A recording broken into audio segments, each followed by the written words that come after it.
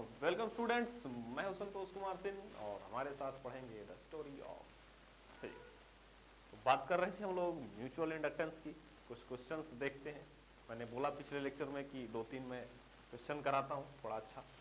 देखिए, first question है हमारा, find the coefficient of mutual inductance. M फाइंड करना है आपको for a pair of concentric coils as shown in figure. ठीक है ना, दो कंसेंट्रिक कॉइल है, एक कॉइल नंबर 1, एक कॉइल नंबर 2, दोनों अलग अलग कलर से दिख रहे हैं। नंबरिंग भी मैंने कर दिया, कॉइल नंबर 1 और कॉइल नंबर 2। इसका रेडियस R1, इसका रेडियस R2। कंसेंट्रिक यानी दोनों का सेंटर एक ही है, ठीक है ना। इसका रेडियस R1, इसका रेडियस R2। अब ये बोल रहा है ये कॉइल कि मेरे अंदर, कॉइल नंबर 1 बोल रहा है कि हमारे अंदर I1 करंट फ्लो हो रहा है, हमारे अंदर I1 करंट फ्लो हो रहा है। तो इसकी वजह से कितना M इसमें इंटरलिंक्ड होगा कॉइल नंबर 2 में, इसकी वजह से कितना उसका म्यूचुअल इंडक्टेंस का कोफिशिएंट होगा, आप बताओ। तो देखो, सबसे पहले हमारे साथ साथ आप भी सॉल्व करो, बड़ा इजी है ये, ठीक है ना। देखो, हमने बोला कि I1 करंट है कॉइल 1 में। कॉइल 1 में क्या है, करंट कितना है, I1, ठीक है ना। करंट I1 है, उस I1 की वजह से, due to I1 B1 generate होगा ना। B इस कॉइल में करंट जब फ्लो कर रहा है तो उसकी वजह से मैग्नेटिक फील्ड बनेगा कि नहीं बनेगा, तो B जनरेट होगा सर, है ना।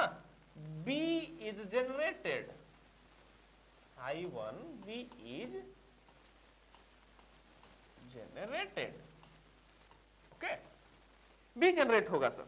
तो जब B जनरेट होगा तो आप लोग याद करो, मूविंग चार्जेज एंड मैग्नेटिज्म, उसमें हमने सेंटर पे निकालने के लिए बताया था, मैग्नेटिक फील्ड सेंटर पे निकालने के लिए बताया था ना किसी भी कॉइल के लिए। याद होगा फॉर्मूला, याद होगा तो आप, बहुत अच्छी बात है। नहीं याद है तो मैं लिखने वाला हूं यहाँ पे। बच्चे तो बोलेंगे सर आप तो डिराइव करोगे ही, है ना, तो मैं तो करूंगा ही, आप लोग का रिवीजन हो जाएगा। जिसको याद है उसको तो बहुत अच्छा, हमारी तरफ से बधाइयां। तो देखो, I1 B इज जनरेटेड। अब देखो, ये जो B होगा, B एट सेंटर, सेंटर पे कितना होगा, तो हम लोग पढ़े थे mu naught by 2 I by A, वहां पे यही पढ़े थे ना, I बाई A आपको मैंने बताया था। तो यहां पे हो जाएगा म्यू नॉट बाई 2, I की वैल्यू हो गई है I1 और A यानी रेडियस R1, यही होगा, I1 बाई R1 होगा सर। हाँ चलो, I1 बाई R1 हो गया। अब देखो, हम बात करते हैं कि अब इसी B की वजह से फाई जनरेट होगा, इसी B की वजह से ना फाई जनरेट हो रहा है। तो सर फाई होगा जो इसी B की वजह से होगा, तो कितना होगा, फाई थ्रू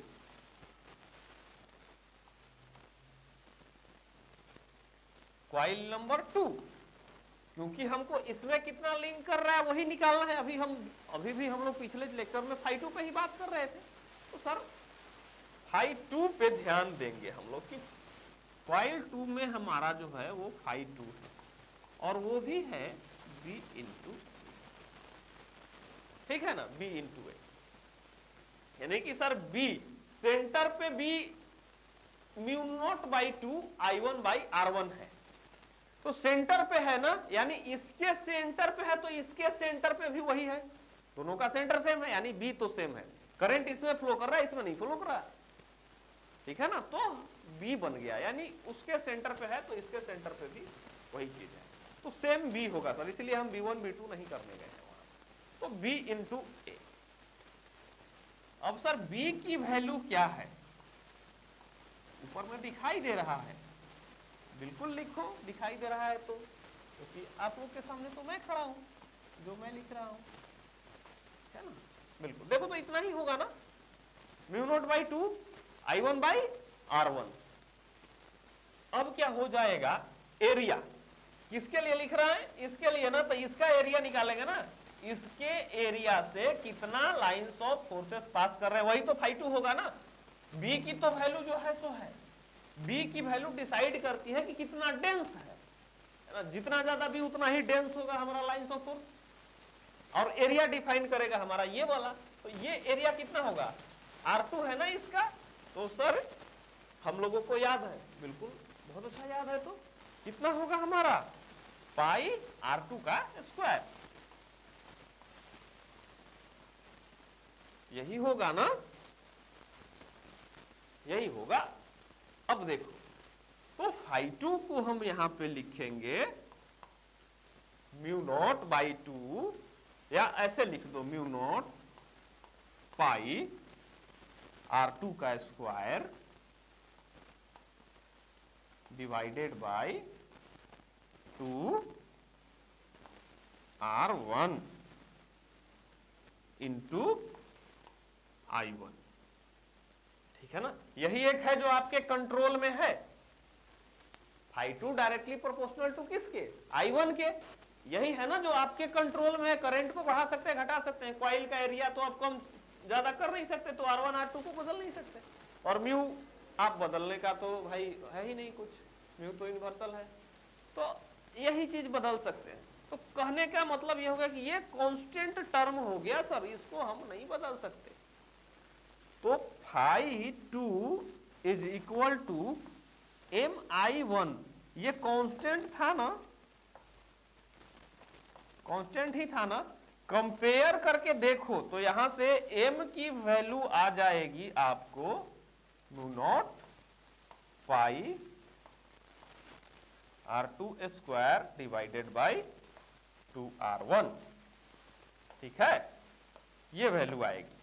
तो ये देखो, हमने क्या कहा था कि m भी करंट वगैरह पे डिपेंड नहीं करता है, क्या करता है, कंस्ट्रक्शन पे ही डिपेंड करता है कॉइल का। तो R1 और R2 पे डिपेंड कर गया, और R1 और R2 मैन्युफैक्चरिंग में ही आप बनाओगे कॉइल का।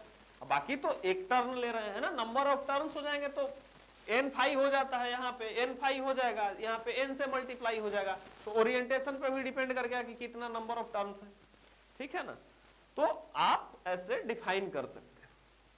अब देखो, आप ये बोल सकते हो कि 1 की वजह से 2 पे लगा, तो उसको बोलेंगे 1 की वजह से जो 2 पे लगा उसको बोलेंगे हम M12। M12 1 की वजह से 2 पे लगा। सेम चीज आप बोल सकते हो कि 2 की वजह से 1 पे भी क्रिएट हुआ, और दोनों सेम ही होता है। इसलिए मैं बोला ना कि इसकी वजह से उस पे या इसकी वजह से उस पे एक ही होगा। समझ गए ना बात। तो यहां पे कोई बदलाव नहीं आएगा। आप इसको भी लिख सकते हो और इसके ऊपर लगा सकते हो आप नोट। ठीक है, ऊपर लगा सकते हो note, M12 is equal to M21, यही होगा। ठीक है ना। अब देखिए, ये तो एक कॉइल था। अब आप बोलोगे कि सर एक कॉइल के लिए तो बताए हो, मेनी कॉइल्स के लिए बता के दिखाओ। तो मेनी कॉइल्स में हम एग्जांपल लेंगे सोलेनॉइड का। सोलेनॉइड के अंदर सोलेनॉइड डालेंगे, ठीक है ना, एक बड़े से सोलेनॉइड के अंदर एक छोटा सा सोलेनॉइड डालेंगे, फिर देखेंगे कि क्या होता है ना, नंबर ऑफ टर्न के अंदर नंबर ऑफ टर्न, फिर सारी बातें क्लियर हो जाएगी। फिर तो आप जितना क्वेश्चन प्रैक्टिस करोगे उतना आपके लिए अच्छा है ना। मैक्सिमम चीजें मैं ड्राइव कर देता हूँ, बाकी आप प्रैक्टिस करना। तो चलो अगली बार हम सोलेनॉइड पे बात करेंगे, इसको आप लोग नोट कर लो वीडियो पॉज करके। क्वेश्चन नंबर 2 बोर्ड पे आपको दिख रहा है, find coefficient of mutual inductance for a pair of 2 long solenoids of equal length placed one inside another. ठीक है ना, 2 सोलेनॉइड लिए, एक बड़ा सोलेनॉइड है, एक छोटा सोलेनॉइड है, और बड़े वाले सोलेनॉइड के अंदर छोटे वाले सोलेनॉइड को क्या कर दिए हैं, प्लेस कर दिए। वही चीज बोल रहे हैं, और इसकी वजह से आपको निकालना है कोएफिशिएंट ऑफ म्यूचुअल। अब देखो सबसे पहले आपको ये तो स्पेसिफिकेशन हो गया। इन कॉइल नंबर 1 लेंथ हो गया L, इक्वल लेंथ है इसलिए दोनों का लेंथ L, रेडियस हो गया R1 और number of turn per unit length N1। इसमें रेडियस कॉइल नंबर 2 जो पिंक कलर का है R2 और number of turn per unit length N2। ठीक है ना, तो ये हमारा कंस्ट्रक्शन हो गया। अब इसके लिए जब आपको फाइंड करना होगा तो आप करंट, आपको किसी एक में करंट देना होगा तभी तो निकलेगा ना, क्योंकि M12 is equal to M21। तो कौन से कॉइल में करंट दोगे आप, बड़े वाले सोलेनॉइड में कि छोटे वाले सोलेनॉइड? ये एक सवाल है आपके लिए पहला, आप तो सोचोगे, ठीक है ना। और मैं बताता हूं कि क्या होता है सोलेनॉइड में जाना। और हमने कहा था कि किसी भी सोलेनॉइड के बाहर जो मैग्नेटिक फील्ड होता है वो नेग्लिजिबल होता है, बी करीब करीब 0 होता है, वो हमने बताया था। तो अगर तुम छोटे वाले सोलेनॉइड में करंट फ्लो कराओगे तो बाहर में बी होगा ही नहीं। तो जब बाहर में मैग्नेटिक फील्ड ही नहीं होगा तो बड़े वाले कॉइल में लिंक क्या करेगा, कुछ नहीं। लेकिन अगर आप बड़े वाले कॉइल में करंट फ्लो करा देते हो तो सोलेनॉइड के अंदर तो मैग्नेटिक फील्ड होता है, सेकंड वाले में इटसेल्फ लिंक कर जाएगा। तो हम जो करंट फ्लो कराए हैं वो हम बड़े वाले में करवाए, ठीक है ना। तो माना कि एज्यूम, इसीलिए मैंने इसमें करंट बताया नहीं है, ये मैंने माना है इसलिए लिख रहा हूं कि assume current in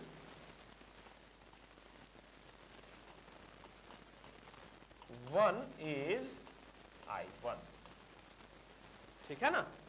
in solenoid 1 जहां पे लिखेंगे वो सोलेनॉइड 1 इज I1। तो ये I1 हमारा हो गया। तो उसके अंदर में B निकलेगा ना, B इनसाइड सोलेनॉइड कितना होता है आप लोगों को पता है, याद करो। मूविंग चार्जेज एंड मैग्नेटिज्म में फिर जाओ, सोलेनॉइड को उल्टो और देखो क्या था, म्यू नॉट N1 I1। इसके लिए वही लिखेंगे ना, B inside mu naught N1 I1। Sir N1 I1 ये होता है। तो आप लोग जाके देख लेना, सेम फॉर्मूला है। तो sir mu naught V1 mu naught N1 I1 B inside, ठीक है ना। तो अब फाई सर होगा, इस जब B हो गया एरिया है तो फाई भी होगा, है ना, फ्लक्स होगा, ये तो जानी चीज है, एकदम जानी पहचानी सी चीज है। तो phi through each coil of 2। अब हम फाई किस पे निर्णय लेंगे, फाई 2 पे निकालेंगे। 1 से में कोई मतलब नहीं है, जहां लिंक हो रहा है हम उसको पकड़ेंगे कि इसमें कितना फाई चेंज हो रहा है, उसी के अनुसार ना हम EMF इंड्यूस निकालेंगे। तो निकालेंगे फाई थ्रू ईच कॉइल, एक कॉइल के लिए निकाल लेंगे, फिर N से मल्टीप्लाई कर देंगे, है ना। सोलेनॉइड में यही करते हैं ना हम लोग। तो फाई थ्रू ईच कॉइल इन 2 सेकेंड में, file each coil 2 in second कितना हो जाएगा, BA सेम होगा ना। B की वैल्यू तो निकाल रखे हो आप, अंदर जो इसके अंदर में होगा वही इसके अंदर में होगा, ये अंदर में तो सारा कांस्टेंट हो जाता है हमारा। तो सर BA, तो अब हो गया B की वैल्यू पता है, अब एरिया निकालना है। अब ईच कॉइल, एक कॉइल का 2 में ना, तो 2 में एरिया कितना हो जाएगा देखना जरा। फाई क्या है हमारा,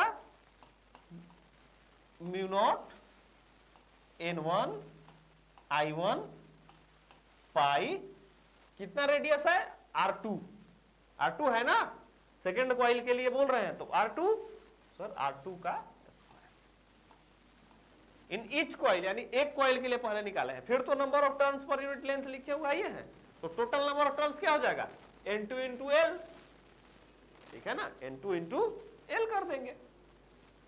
तो हमारा इतना फाई हो गया। अब फाई टू टोटल, ये फाई 2 लिख दिए, फाई 2 है, चलो, यानी फाई 2 टोटल जब आप लिखोगे, टोटल लिखोगे तो क्या करोगे, नंबर ऑफ टर्न से मल्टीप्लाई करोगे। तो नंबर ऑफ टर्न कितना, N2 इंटू L, हर बार यही करते आ रहे हो ना। तो सर लिखो आप N2 into L mu naught N1 I1 पाई R2 का स्क्वायर, ये हो गया फाई, ठीक है ना। Phi 2 total. अब फाई टू टोटल हो गया। फाई टू किस पे डिपेंड करता है? फाई टू टोटल किसके डायरेक्टली प्रोपोर्शनल होता है? क्या लिखे थे आप? I1 के ना। और इसके अगर टोटल भी वहां पे ऐसे ही करते, क्या आ रहा था? m into I1। अब I1 को निकालो अलग, और बाकी जो टर्म है देखो कांस्टेंट नजर आ रहे होंगे। सिर्फ यही एक वैरी कर सकता है। नंबर ऑफ टर्न बदल सकते हो? नहीं। इसका भी नंबर ऑफ टर्न बदल सकते हो? नहीं। लेंथ बदल सकते हो? नहीं। रेडियस बदल सकते हो? नहीं, क्योंकि ये सारी चीजें कंस्ट्रक्शन में तय होती है। सारा कांस्टेंट है आपका, समझ गए ना?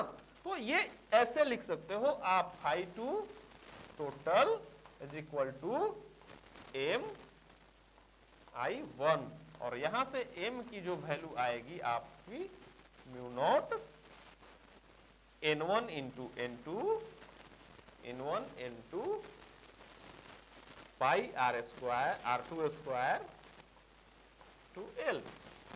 ये आया है आपका वैल्यू, समझ गए? ये आ गया आपका वैल्यू। तो किसी भी तरह का कोई भी क्वेश्चन आपको रहे तो आप सबसे पहले बी निकालोगे कि बी क्या है। एक जो कॉइल में करंट फ्लो कर रहा है उस कॉइल की वजह से जहां पे हमारा दूसरा कॉइल प्लेस किया हुआ है वहां पे बी की वैल्यू क्या है, और जब बी की वैल्यू पता चल जाएगी तो दूसरे कॉइल का फिर एरिया निकालेंगे और उससे फ्लक्स पता चल जाएगा हमारा। फिर फ्लक्स को क्या करना है? बस फ्लक्स का ही तो मेन काम है। एम की वैल्यू वहां से निकल जाएगी। आपको देख लेना है कि करंट को हटा के बाकी चीजें कांस्टेंट दिख जाएगी, कोई आपका फ्लक्स होगा। तो जितने भी डेरिवेशन होंगे कुल मिला के इन्हीं चीजों पे बेस्ड होंगे आप, समझ गए ना? अब मेनी कॉइल्स वाला भी रख के तो दिखा ही दिया आप। तो चलिए ये हो गया आपका म्यूचुअल इंडक्टेंस, यहाँ पे खत्म। फिर हम छोटा सा एसी जनरेटर पढ़ेंगे। अभी हम ये म्यूचुअल इंडक्टेंस की वजह से ईएमएफ इंड्यूस्ड करा रहे हैं, करंट इंड्यूस्ड करा रहे हैं, तो हम एसी का जनरेशन भी यहीं से पढ़ लेंगे। एसी का जनरेशन क्या होगा, कुछ कंट्रोवर्सीज भी थी पहले, कुछ साइंटिस्ट आए, कुछ बोले कि डीसी होगा, कुछ ऐसी सारी चीजों को देखेंगे, ठीक है ना? अब वीडियो पॉज करके इसको नोट कर लो, फिर हम अगले लेक्चर में एसी जनरेटर पे बात करेंगे। फिर मिलते हैं अगले दिन नई कहानी के साथ एक नए लेक्चर में। तब तक के लिए बाय बाय, सायोनारा।